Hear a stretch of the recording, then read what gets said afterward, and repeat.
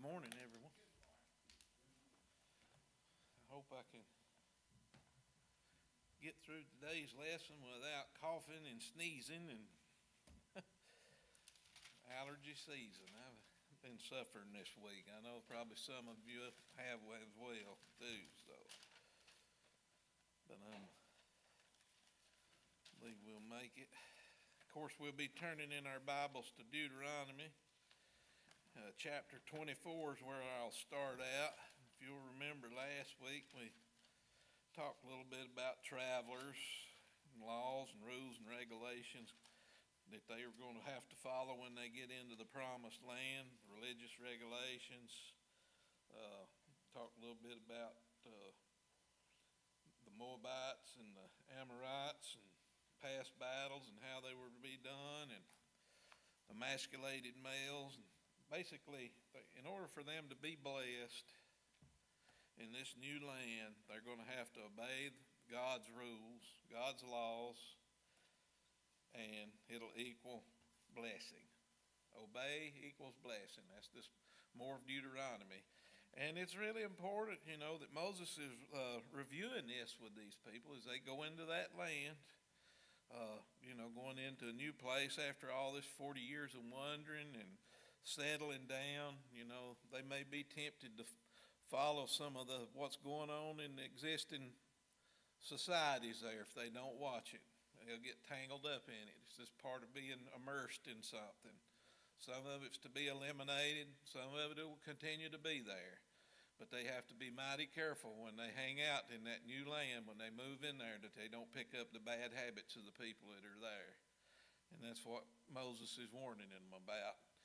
And also, Moses is not going to be there to hold their hand anymore, because his time is coming, his end is near in the future coming on. So it'll be turned over to Joshua, of course, and some of what we might read today will be reviewed a little more when we get into the book of Joshua too. So I'll start with chapter 24.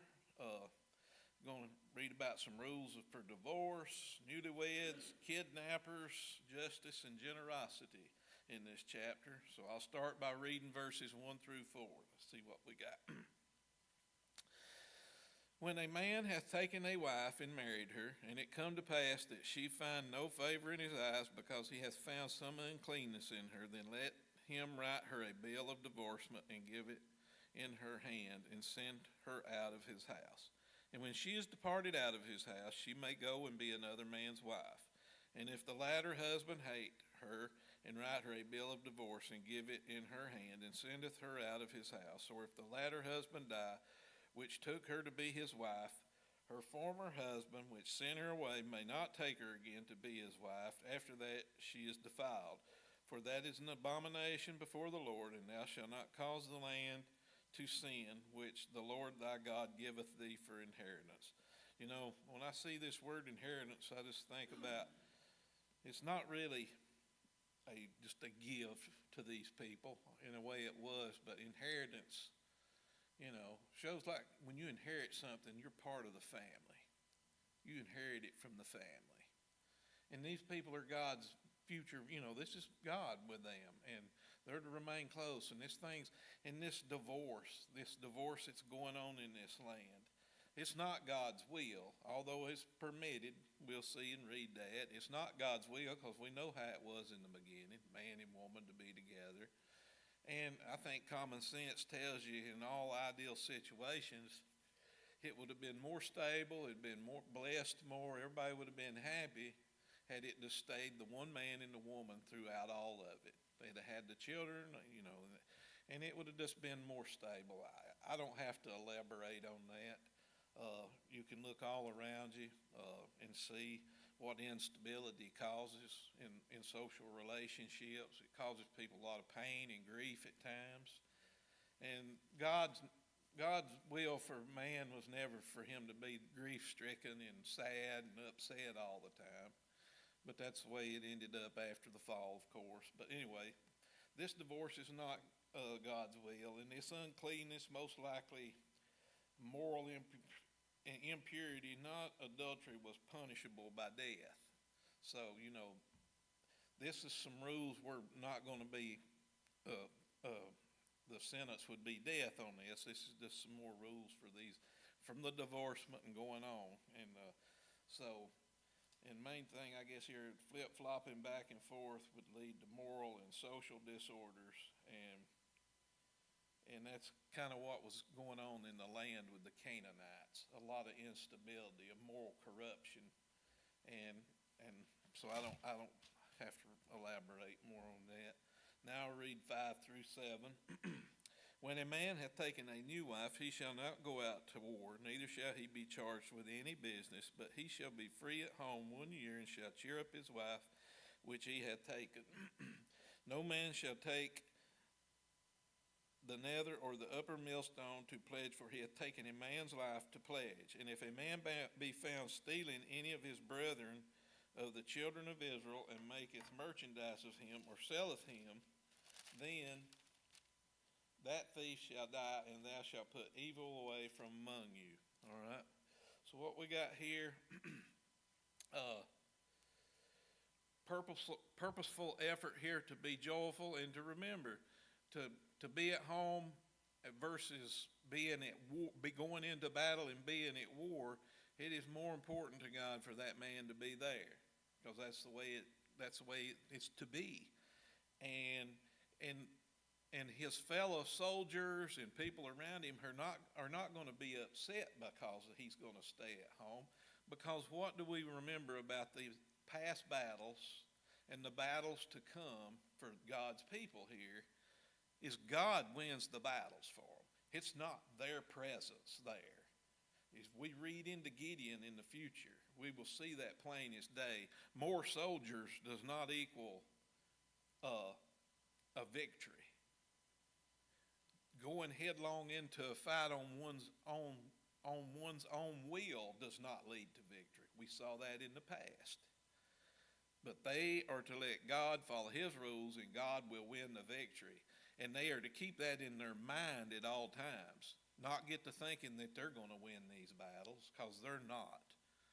And if half the men stayed at home because they all got married and they went into that battle and they knew God was behind them and they done it God's way, the battle would be won. That is the thing. But when they get to thinking they're doing this on their own, that's when they have problems, and we read that in the past. Kidnapping for slave trafficking was punishable by death, and you couldn't use collateral that would take away one's ability to earn an income. That's about the millstones and that around the neck. So I'll read 8-9. Take heed in the plague of leprosy, that thou observe diligently, and do according to all that the priest and Levite shall teach you, as I commanded them, so shall observe to do. Remember what the Lord thy God did unto Miriam by the way, after that ye were come forth out of Egypt. All right. So follow the rule. Back in, even Miriam followed these rules as provided by the Levites. And you remember, God has the one appointed the Levites to do this work and share this with the people, and they're to kind of take care of all the business like that. So they need to do that. All right, verses 10-11. When thou doest lend thy brother anything, thou shalt not go into his house to fetch his pledge. Thou shalt stand abroad, and the man to whom thou doest lend shall bring out the pledge abroad unto thee. All right, the lender could not forcibly enter one's home to retrieve the collateral or the property that it was inside. So, and he had to stand outside and ask for it. No interest, collateral was allowed. So, and that's just common practice for their fellow brothers and sisters there in the community.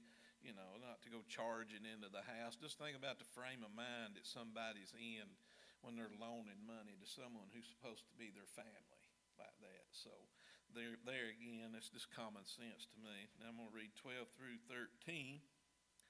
And if a man be poor, thou shalt not sleep with his pledge.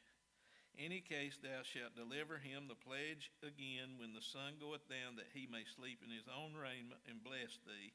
And it shall be righteous unto thee before the Lord. There you go, taking a man's collateral for some purchase or something that's been done, but holding it till a night, and if his pledge was like his clothes, think about that.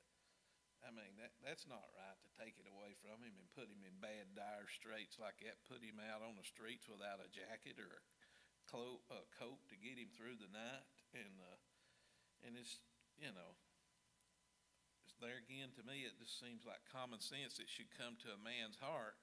But I figured that kind of stuff was probably going on in Canaan, in some of them cities. And I wouldn't say too many years back when it was probably going on in Sodom as well. Because I don't think they cared too much for the poor in Sodom either. I think they were all out for themselves back then. But anyway, I won't get into that one. But anyway, now we read 14 and 15. Thou shalt not oppress an hired servant that is poor and needy, whether he be of thy brethren or of thy strangers that are in the land within thy gates. And there again, this is something that should come to their hearts, because where were they at? Their ancestors at before? They were in Egypt. They were slaves. They were strangers in that land.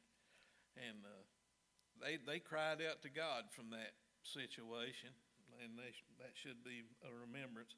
Anyway, at his day thou shalt give him his hire, neither shall the sun go down upon it, for he is poor, and setteth his heart upon it, lest he cry against thee unto the Lord, and it be a sin unto thee. All right, treat servants with decency and equally pay what you agreed to pay. What that summarizes there. Now read 16. The fathers shall not be put to death for the children, neither shall the children be put to death for their fathers. Every man shall be put to death for his own sin. There again, responsibility for one's own sin is the main topic there. Whether it be the father or the son, the end of each individual is their own responsibility for what they do.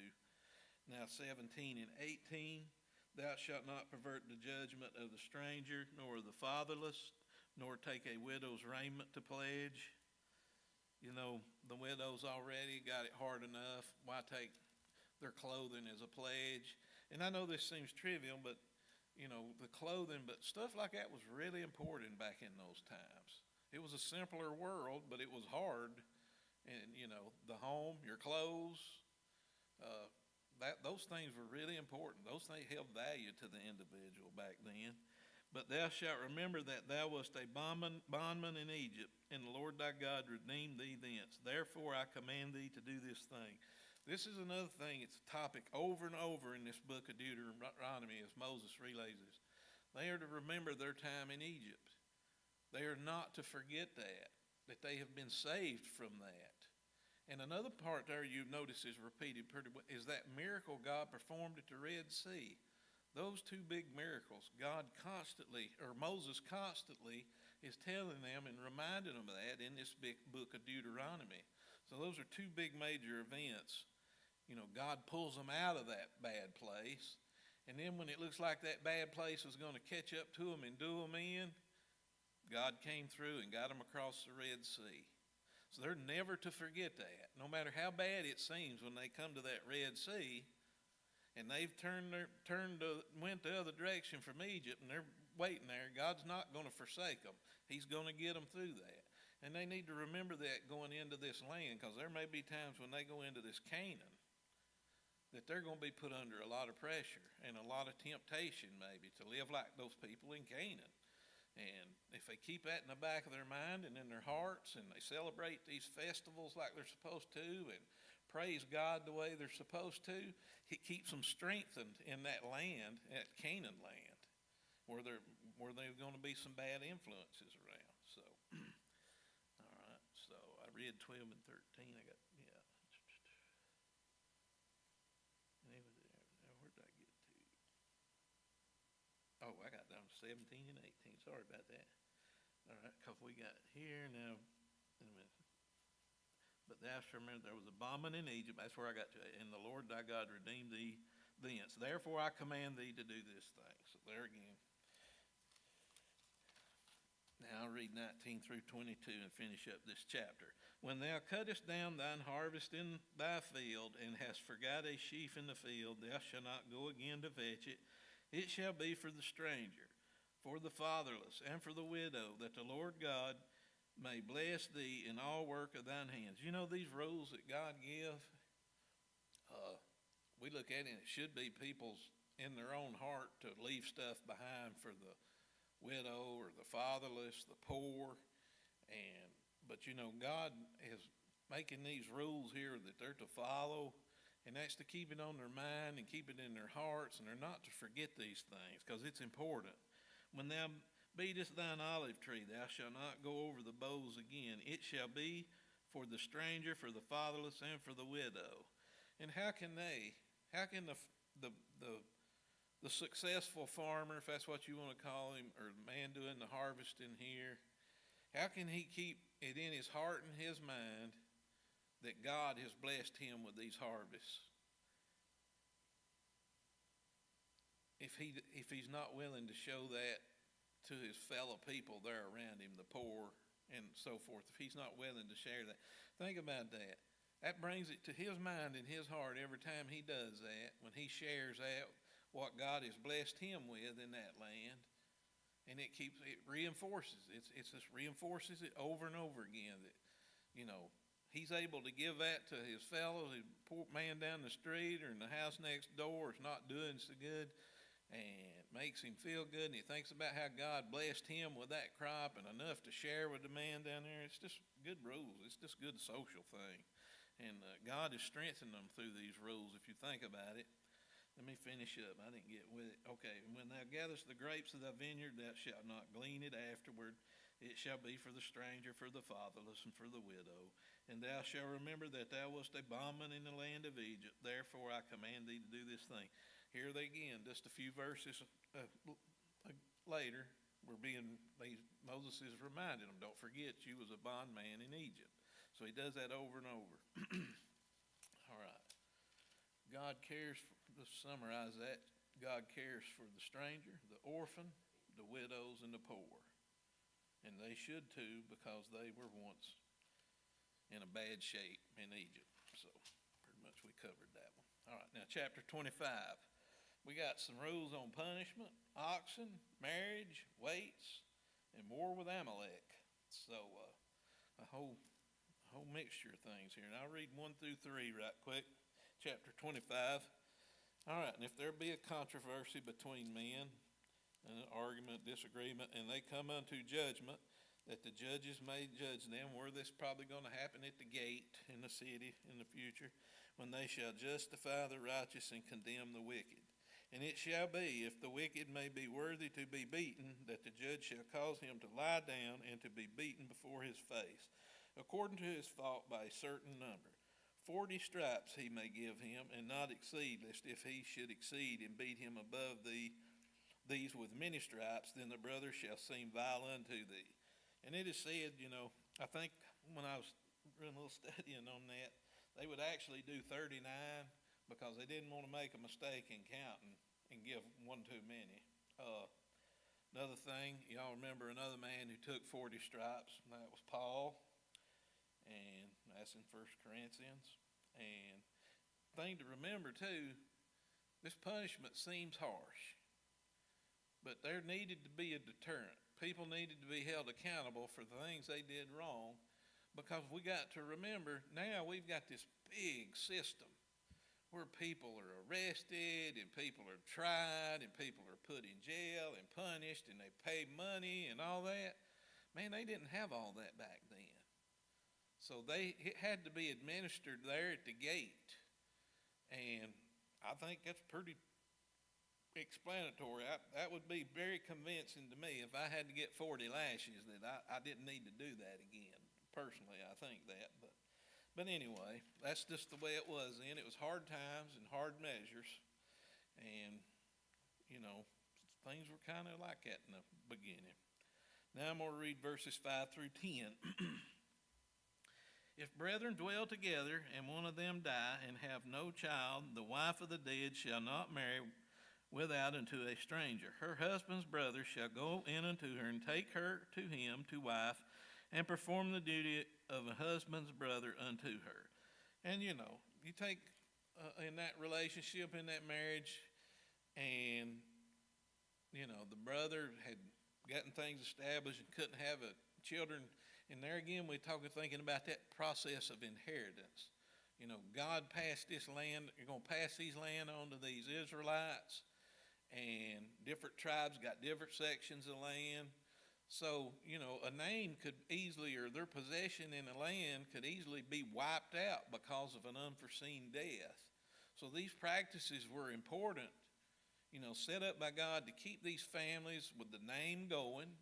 Because what happened, we saw that early on when Moses, some of the daughters come to him. Our father, we don't have a father. The name can't pass on. So Moses, lets them know that there's ways and that this can, where the family name is not wiped out. Their inheritance is not forgotten and wiped out is what the process is here.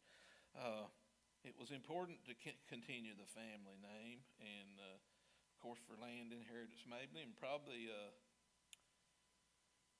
better to prevent poverty-stricken widows as well. I mean, there again, it's a hard land, hard times. Woman's husband passes away and don't have no family, so it wouldn't have been easy for the widow back in those days. So 11 through 12 next. All right. Or did I skip 5 through 10? Well, I need to finish. I just read the 5. Anyway, 6. And it shall be that the firstborn which she beareth shall succeed in the name of his brother which is dead, and his name not be put out of Israel. That's the name, the importance of the name. And if the man like not to take his brother's wife, then let his brother's wife go up to the gate unto the elders. There's the gate where the elders met and make decisions, and say, my husband's brother refuses to raise up unto his brothers a name in Israel. He will not perform the duty of my husband's brother. Then the elders of his city shall call him and speak unto him. And if he stand to it and say, I like not to take her, then shall his brother's wife come unto him in the presence of the elders, and loose his shoe from off his foot, and spit in his face, and shall answer and say, no shall it be done unto the man that will not build up his brother's house. And his name shall be called in Israel the house of him that hath his shoe loosed. All right. So anyway, I read where we're at. So there again, the importance of what we just discussed there is, there at the gate in front of the elders, in front of the people, and all the business that's going on within the community, and that disrespectful spit in the face there, that shows that that's really an important thing that the brother should have done. Should have been willing to carry on his brother's name for his family like that for him. So that's why I think, that inheritance is so important, and I think it's part of it too. You look, God's people are still in that land today. They were pushed out, tried to be annihilated, but they're back in that land. They've inherited, that land is still theirs that God passed on to them. So I just feel like that's a big part of that. Now 11 and 12, I gotta make sure I don't get this. Skip some verses. All right. When men strive together one with another, and the wife of the one draweth near for to deliver her husband out of the hand of him that smiteth him. Of course, you got two men fighting here, and one of them's married there, and she's going to step up and try to help him, and putteth forth her hand and taking him by the secrets. And we know what that is. That's the genitals. So she's trying to take care of him, help him through this battle. Then thou shalt cut off her hand, thine eye shall not pity her. I don't need to describe that one more, I guess, but it's easy enough to understand. Now I'm going to read 13 through 16. Thou shalt not have in thy bag divers weights, that's different weights, a great and a small. Now, why would someone want to have weights, a different weight, one great and small? Well, there again, in that kind of society back in, farming and everything, so weights and measuring stuff was a way to figure out if equal distribution or equal, what you was giving somebody was amount equal to what you were trying to pay them or make good on it like that. And you might get a weight of 10 pounds of this and 5 pounds of that, and they had to measure it somehow. They had these stones that they weighed, and if you had one that looked like it was a weight, but it really wasn't, and you doing that to a guy, you were ripping him off. It's kind of a scam, is what it is. You're telling him you're giving him one thing, but you're not. And then if you had somebody else in the community that you liked better than him or something, you would break out the actual weight to be equal. So it's just it's a scam, is what it is, and they're not to do that. 2 scales was bad, 1 fair and 1 set in their favor is what it amounts to. All right, now 17 through 19. Remember what Amalek did unto thee by way when you come forth out of Egypt, how he met thee by the way and smote the hindmost of thee, even all that were feeble behind thee when thou wast faint and weary, and he feared not God. Therefore it shall be when the Lord thy God hath given thee rest from all thine enemies round about in the land which the Lord thy God giveth thee for an inheritance, to possess it, that thou shalt blot out the remembrance of Amalek from under heaven, thou shalt not forget. And if you'll remember that, that's when that first battle, when they had crossed the Red Sea out there. So Amalek was going along behind them and picking off the weak, almost like an animal, a group of animals, wolves or hyenas. If you've watched any television, you'll see that that's what they look for, is the weak, to take advantage of it. And this is what Amalek was doing. And I'm pretty sure that was the battle where Moses held up his arm or the staff, and he had Joshua, and I'm trying to remember, can't remember, or Aaron was probably on the other side to help him hold his arms up. And so you got to go all the way back into Exodus to get into that. But that's just, they're not to forget that, and that Amalek was not a good man, not a good king, and they was really bad. So now we're going to do chapter 26. We got some covenant relations, offerings in this chapter, pretty short. So see what Moses has got to tell them about this. And I'll read 1 through 4. And it shall be, and it shall be when thou art come into the land which the Lord thy God giveth thee for an inheritance, and possess it, and dwellest therein, that thou shalt take of the first of all the fruit of the earth. Remember, this is the first harvest, first fruits, and there to be rules for how they're to do these first fruits, give offerings. Thou shalt bring of thy land that the Lord thy God giveth thee, and shall put it in a basket, and shall go into the place which the Lord thy God shall choose to place his name there.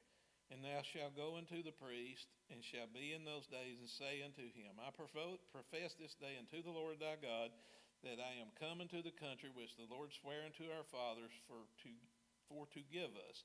And the priest shall take the basket out of thine hand, and to set it down before the altar of God. They are not to forget that God gives them everything. God gives them that first harvest. God has given them this land, and they are to take this. We're going to find out it's going to be taken to the tabernacle, presented to the priest, and placed before the altar of sacrifice. All right, 5 through 11. And thou shalt speak and say before the Lord thy God, a Syrian, don't let this mess you up. If you remember, this is talking about Jacob.